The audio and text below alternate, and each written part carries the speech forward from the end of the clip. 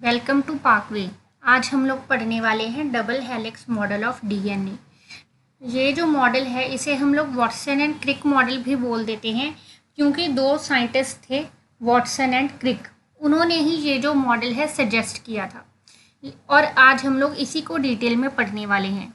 लेकिन उससे पहले अगर अभी तक आप लोगों ने हमारे चैनल को सब्सक्राइब नहीं किया तो आप हमारे चैनल को सब्सक्राइब ज़रूर करें, ताकि आपको ऐसी ही और यूज़फुल वीडियोस हमेशा मिलती रहिए। चलिए, लेकिन अब डीएनए के डबल हेलिक्स मॉडल को पढ़ने से पहले एक रूल है जो हमें समझना बहुत ज़रूरी है, वो है चारगेफ्स रूल। ये जो रूल है ये हमें एडविन चारगेफ ने 1950 में दिया था। एडविन चारगेफ जो थे उन्होंने अलग अलग स्पीसीज़ के डीएनए को स्टडी किया और उनसे एक ऑब्जर्वेशन कंक्लूड की। वो जो ऑब्जर्वेशन है वो डीएनए के बेसिस के कॉम्पोजिशन के बारे में बताती है। सबसे पहली ऑब्जर्वेशन है वो है A, T, C and G were not found in equal quantities as some model at the time would have predicted। जो एडविन चारगेफ थे उन्होंने बताया कि जो चार बेसेस हैं डीएनए के, एडेनिन, थाइमिन, साइटोसिन, ग्वानिन, इनका जो अमाउंट है वो डीएनए में इक्वल नहीं है, जो कि उस टाइम के कुछ मॉडल बोलते थे। अभी देखिए, जैसे ये चार बेसिस हो गए। अब ऐसा नहीं है कि ये चार बेस हैं तो ये 25% पूरे के पूरे डीएनए में है। लेकिन इसमें एक बात समझनी होगी कि जो ए और टी हैं, ए और टी हमेशा इक्वल अमाउंट में होंगे, क्योंकि ए जो है वो कॉम्प्लीमेंट्री है टी के, और सी और जी जो है वो एक दूसरे के इक्वल अमाउंट में होंगे। लेकिन ये जो दो बेस पेयर हैं ए टी और सी जी, ये एक दूसरे के इक्वल नहीं होंगे। मतलब ऐसा नहीं है कि ए टी का बेस पेयर और सी जी का बेस पेयर जो है 50-50 की रेशो में प्रेजेंट है डीएनए में, ऐसा नहीं होता। ये जो है इनकी अमाउंट अनइक्वल है। अब जो एडविन चारगेफ थे उन्होंने अपने दूसरे कंक्लूजन में कहा कि the amount of basis varied among species but not between individual of same स्पीसी। इस चीज़ का क्या मतलब है कि जो बेसिस थे उनका अलग अलग स्पीसीज में अलग अलग पोर्शन था। जैसे कि एक स्पीसी में एटी जो है वो ज़्यादा है तो दूसरी स्पीसी में सीजी जो है वो ज़्यादा है। लेकिन एक सेम स्पीसी के जो इंडिविजुअल्स हैं उनमें अमाउंट ऑफ बेस जो था वो सेम था। जितने भी इंसान हैं उनमें सेम अमाउंट में एडेनिन प्रेजेंट है, और जितने भी प्लांट्स हैं उनमें सेम अमाउंट में ग्वानिन प्रेजेंट है। लेकिन इंसानों और प्लांट्स के बीच में रिलेशन है, ये वेरी करेगा। ये ज़रूरी नहीं कि जितना एडेनिन इंसानों में है उतना ही एडेनिन प्लांट्स में भी हो। तो ये थी उनकी दूसरी कंक्लूजन। उनकी तीसरी कंक्लूजन थी the amount of adenine always equalled the amount of thymine and the amount of cytosine always equalled the amount of guanine.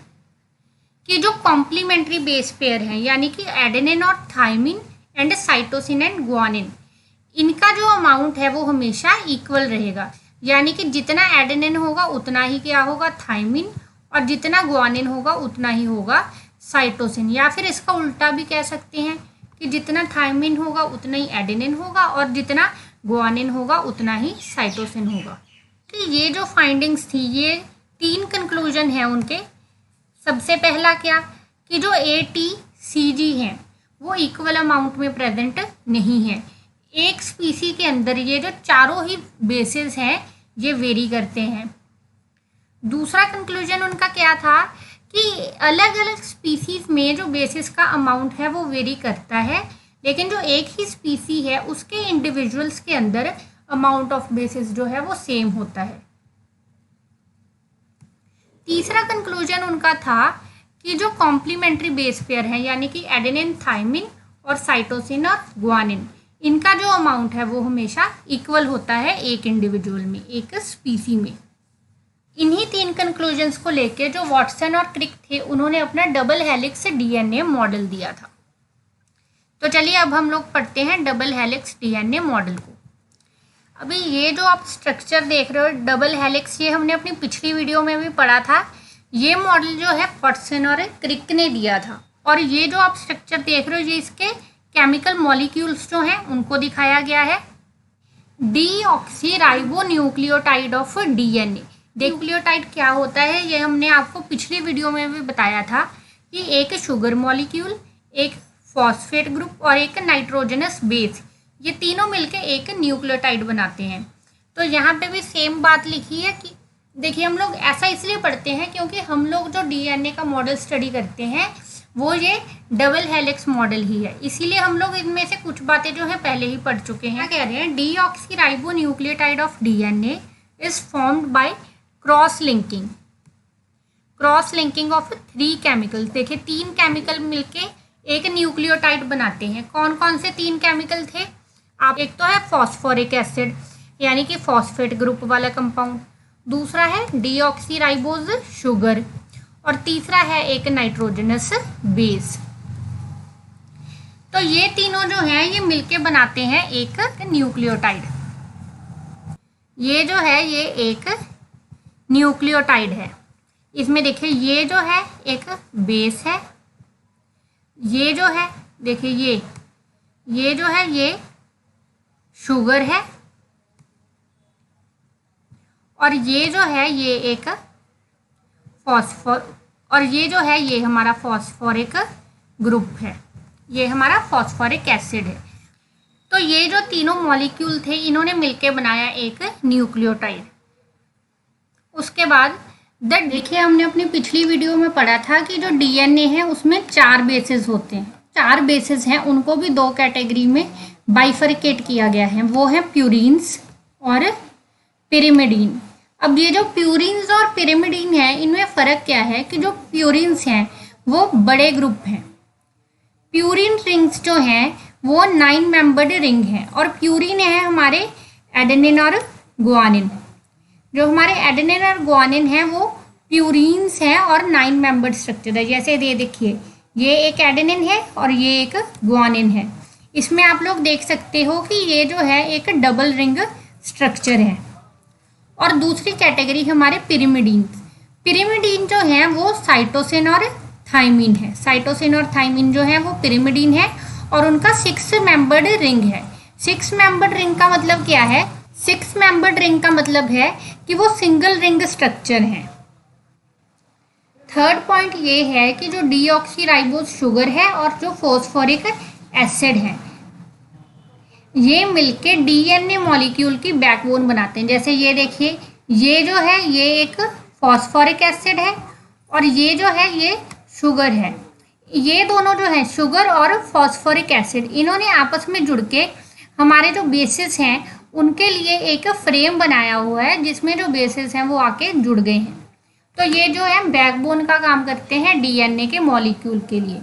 अब यहाँ पे एक चीज़ और देखने वाली है कि जो डीएनए का स्ट्रक्चर है उसको कॉम्पैक्ट बनाने के लिए एक जो बड़ा मॉलिक्यूल है यानी कि एडेनिन हो गया, एक डबल मेंबर्ड रिंग जो है वो एक सिंगल मेंबर्ड रिंग यानी कि थाइमिन से जुड़ी हुई है। तो इस तरह से एक बड़ी रिंग और एक छोटी रिंग वाले मॉलिक्यूल को आपस में बाइंड करके एक कॉम्पैक्ट स्ट्रक्चर बनाया गया है हमारे डीएनए के लिए। और ये जो बेस पेयर्स हैं ये आपस में जुड़े हुए हैं हाइड्रोजन बॉन्डिंग की वजह से। हाइड्रोजन बॉन्डिंग जो होती है वो हाइड्रोजन और एक बहुत ही इलेक्ट्रोनेगेटिव एलिमेंट जो कि यहाँ पे है ऑक्सीजन, उसके बीच में होती है। तो ये जो बेसेस हैं यानी कि हमारे डीएनए के जो 2 स्ट्रैंड हैं वो आपस में जुड़े हुए हैं हाइड्रोजन बॉन्डिंग की वजह से। अब इसमें आपको एक चीज़ और याद रखनी है कि जो एडेनिन और थाइमिन है, एडेनिन और थाइमिन में जो है 2 हाइड्रोजन बॉन्ड है और जो साइटोसिन और गुआनिन है उसमें 3 हाइड्रोजन बॉन्ड्स हैं। जितने भी फीचर्स हैं उनकी बात कर लेते हैं। सबसे पहली चीज़ तो ये कि जो डीएनए है वो एक डबल हेलिक्स मॉडल है। ये जो डबल हेलिक्स मॉडल है इसमें 2 पॉलीन्यूक्लियोटाइड चेन, पॉलीन्यूक्लियोटाइड क्यों, क्योंकि बहुत सारे डीऑक्सी राइबोन्यूक्लियोटाइड जो हैं वो एक के पीछे एक एंड टू एंड जो है एक दूसरे से जुड़े हुए हैं। अब ये जो चेन है, ये जो दोनों चेन्स हैं हाइड्रोजन बॉन्ड से एक दूसरे से जुड़ी हुई हैं और राइट हैंडेड फैशन में ट्विस्ट हुई हुई हैं। मतलब क्या है कि ये दाईं तरफ से ट्विस्ट हुई हुई हैं, दाईं तरफ से ट्विस्ट होके लेफ्ट को घूम जा रही हैं। तो ये है हमारा DNA model of Watson and Crick. जो दो स्ट्रैंड्स हैं वो एंटी पैरेलल हैं। एंटी पैरेलल होने का मतलब क्या है कि वो एक दूसरे से अपोजिट डायरेक्शन में सक्सेशन शो करते हैं। जैसे ये देखिए, एक स्ट्रैंड जो डीएनए का है वो है 5' और एक स्ट्रैंड जो डीएनए का है वो है 3'। डीएनए के जो दो स्ट्रैंड हैं वो एक तो 5 से 3 की तरफ रन करते हैं और जो दूसरा स्ट्रैंड है वो 3' से 5' की तरफ चलता है। अभी इसको समझने के लिए एक बार हम लोग अपनी पिछली स्लाइड में वापस चलते हैं। अभी जैसे ये देखिए, ये आपको दिख रहा है 5' to 3' एंड। यहाँ पे 5 और 3' जो है वो असल में कार्बन का नंबर है। जो हमारी शुगर है, शुगर में 5th कार्बन और जो 3rd कार्बन है उसको 5' और 3' बोला गया है। अब इसमें क्या होता है कि जो कार्बन का, आप लोग ये देखें, ये वाला स्ट्रक्चर,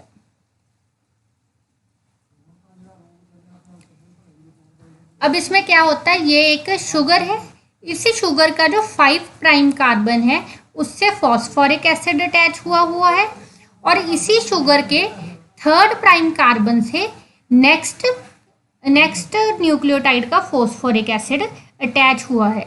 तो इसको बोलते हैं 5' to 3' डायरेक्शन। ध्यान से सुनिए कि एक शुगर मॉलिक्यूल है, उस शुगर मॉलिक्यूल के 5' कार्बन से उसका खुद का फॉस्फोरिक एसिड जुड़ा हुआ है और उसी शुगर मॉलिक्यूल के 3rd कार्बन से नेक्स्ट न्यूक्लियोटाइड का फॉस्फोरिक ग्रुप जुड़ा हुआ है। तो इसीलिए जो डीएनए है उसकी डायरेक्शन आ जाती है 5' to 3' या 3' to 5'।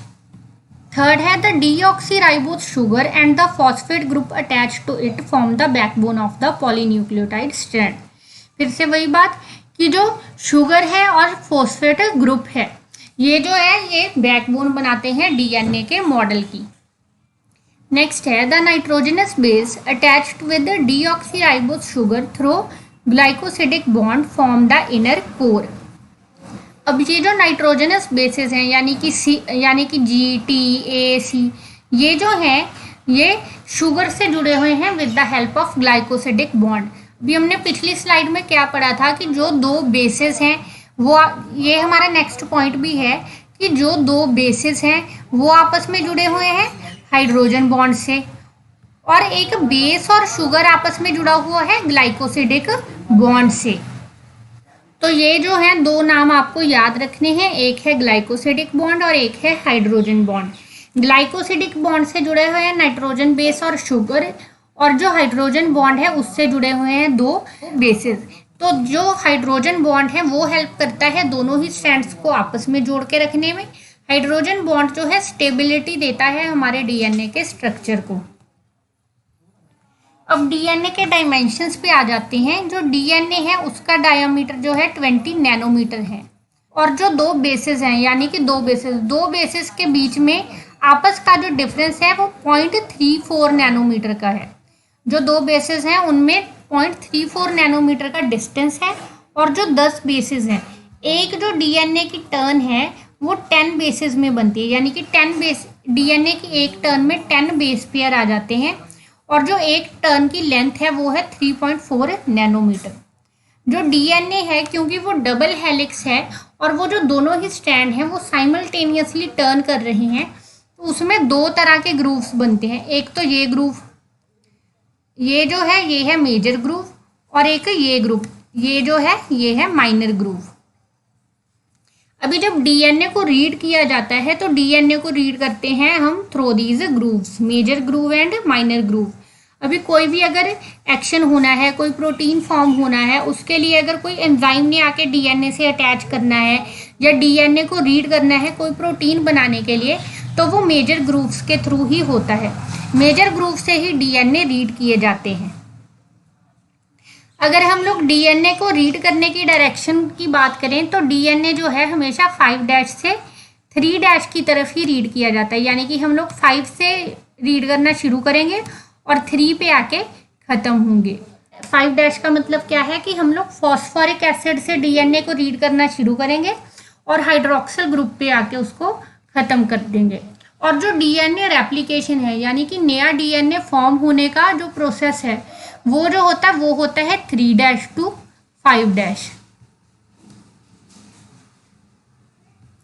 इसका मतलब क्या है कि जो नए न्यूक्लियोटाइड हैं वो डीएनए के 3' एंड से लगने शुरू होते हैं और 5' की तरफ सक्सेसिवली बढ़ते जाते हैं। तो लोग जो है इस टर्म में बहुत ज़्यादा कंफ्यूज हो जाते हैं कि डीएनए की डायरेक्शन 5' है, 5' to 3' है या 3' to 5' है। आप लोगों ने हमेशा याद रखना है कि जो डीएनए है वो रीड किया जाता है 5' से 3' डायरेक्शन में और जो डीएनए की रेप्लिकेशन है वो होती है 3' to 5' डायरेक्शन में। तो आज के लिए बस इतना ही। अब अगले लेक्चर में हम लोग मिलेंगे और पढ़ेंगे डीएनए रेप्लिकेशन। तब तक के लिए आप हमारे चैनल को सब्सक्राइब करें, हमारी वीडियो को लाइक करें और शेयर करें।